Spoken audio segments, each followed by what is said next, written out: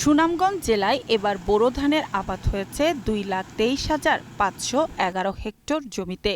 ইতিমধ্যে জেলার বিভিন্ন হাওরে ধান পাকতে শুরু করেছে। জ্বালানি তেল সংকটের কারণে পর্যাপ্ত ডিজেল সরবরাহ করতে না পারায় চাহিদা অনুযায়ী ধান কাটতে পারছেন না হারভেস্টার মালিকরা। তেল বেশি পাইতাছি না, 100 লিটার পাই, সেও আনছে 3টা 4টা মালিকে, মানে আমরা মেশিন লইয়া পড়ছি টানাটানি। সুনামগঞ্জের 12 উপজেলার সহস্রাধিক কম্বাইন হারভেস্টার ও রিপার মেশিন রয়েছে।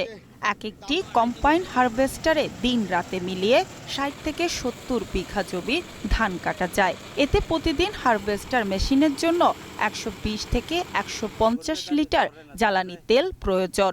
জেলার হাওরগুলোতে ধান কাটা শুরু হয়ে গেলেও চাহিদা অনুযায়ী তেল পাচ্ছে না সংশ্লিষ্টরা। 8,000 টাকা খরচ যায়, ধান কাটা আছে আর 2500, এটা আপনার নিজেরাই দেখতেছেন 2500 টাকা গণ্য দেওয়া লাগে। 2500 এন থেকে নেওয়া মানুষ লাগবে আরো দুইজনে আরো আছে 1,000 2,000 টাকা, এরপরে শুকানি, এরপরে তো অনেক খরচ আছে। তুই খুশবো কিভাবে? আমরা তো তেলে লাগি তো সমস্যা, তেলে লাগি ধান কাটতাম পারি না।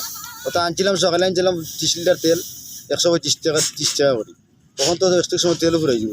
আমরা তো 8 টাকা হইতাম, গাড়ি ধানও কাটতাম না। হারভেস্টারে জ্বালানি তেলের সংকট নেই জানিয়ে তেল সরবরাহে প্রয়োজনীয় পদক্ষেপ নেওয়া হয়েছে বলে জানান কৃষি বিভাগের এই কর্মকর্তা।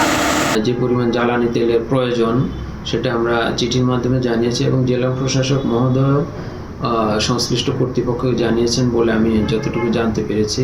পর্যাপ্ত জ্বালানি তেল সরবরাহের মাধ্যমে উন্নত প্রযুক্তি ব্যবহার করে দ্রুত সময়ে ধান কাটা সম্পন্ন হবে, এমনটাই প্রত্যাশা এলাকাবাসীর। ফারহানা জামান, গ্রিন নিউজ ডেস্ক।